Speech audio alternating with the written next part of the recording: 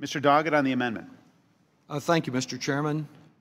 With the economic evidence so clear that the Republican tax bill is a job killer, that it will not grow our economy, we look to alternatives to accomplish a growth in our economy and create jobs in this country.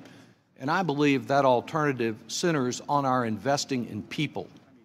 Instead of investing in people and our education, this Republican bill takes away those tax incentives and tax benefits that benefit education. They begin by eliminating the deductions for the student loan interest and for tuition and fees deduction.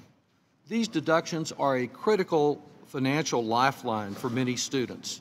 If you look at the class of 2016, proud graduates throwing their caps in the air, well, 2/3 of them graduated not only with a diploma, but with a burden of debt.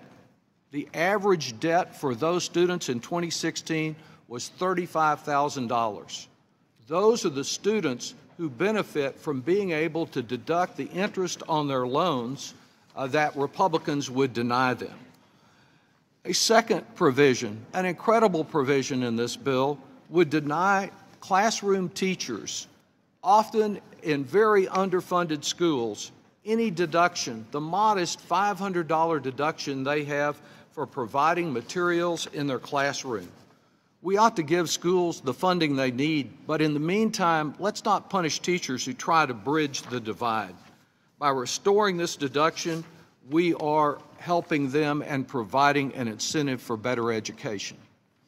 And this also restores the provision that allows employers to say, we've got a welding job, but we don't have a training program here at the firm, at the company, but we'll pay your tuition to go to the community college to their great welding course and come back better suited for your job. Under the Republican plan, they would tax that worker who is out there trying to further their skills for what the employer paid in tuition. We would restore that provision.